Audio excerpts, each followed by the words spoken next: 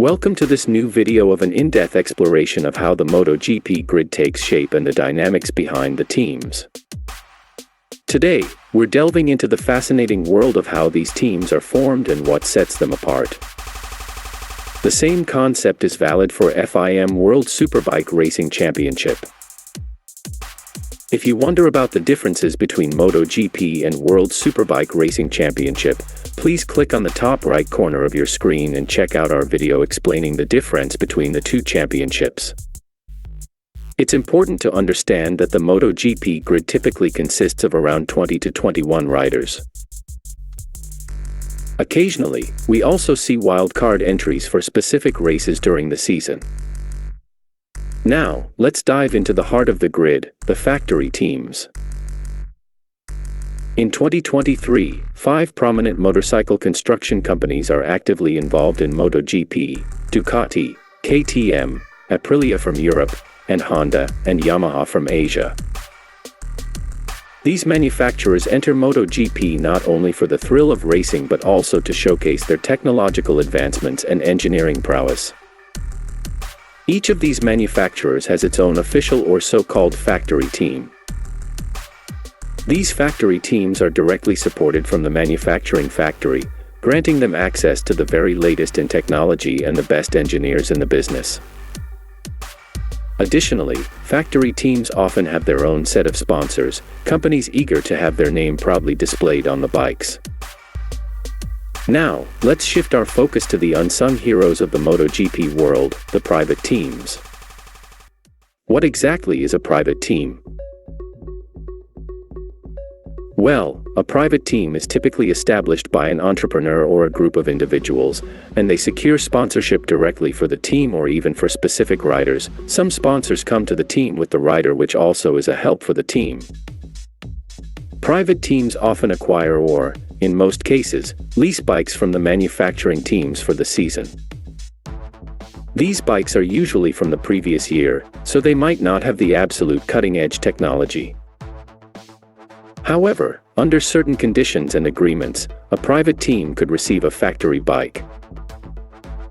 Moreover, factory teams occasionally use private teams to test new pieces of technology.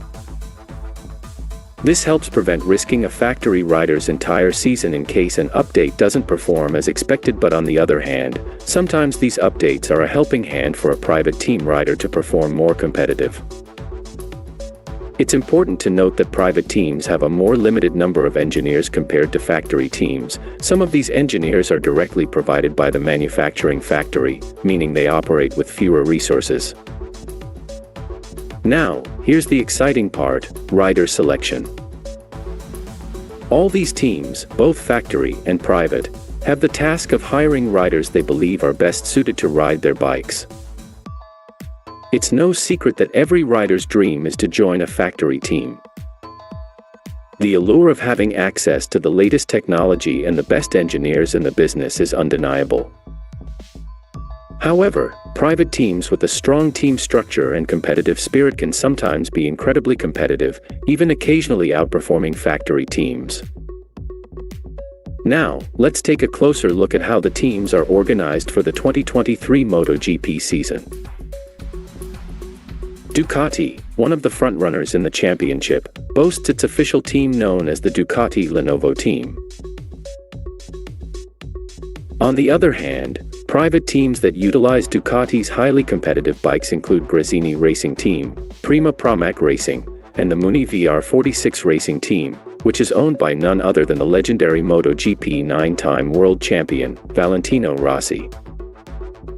These teams might not have the same resources as the factory team, but they make up for it with sheer determination and a passion for the sport. KTM Factory Racing Team represents the Austrian manufacturer, and their private counterpart is Tech 3 Gas Factory Racing. Aprilia Factory Racing has their own presence on the grid, showcasing the Italian engineering excellence. Alongside them, the RNF MotoGP team, previously using a Yamaha M1, is now partnering with Aprilia. Next up, we have the mighty Repsol Honda Factory Racing, operated by HRC, Honda Racing Corporation.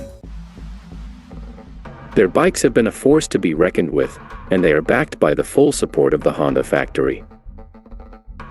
But that's not all. Honda's private team, LCR Honda, owned by the passionate and former racer the Italian Lucio Cecchinello, is a unique case.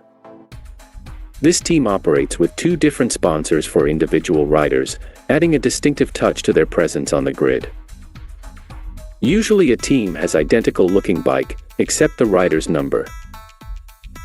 Lastly, it's worth noting that for the 2023 season, Yamaha, despite its rich history in the sport, is competing solely with its factory team for 2023 season.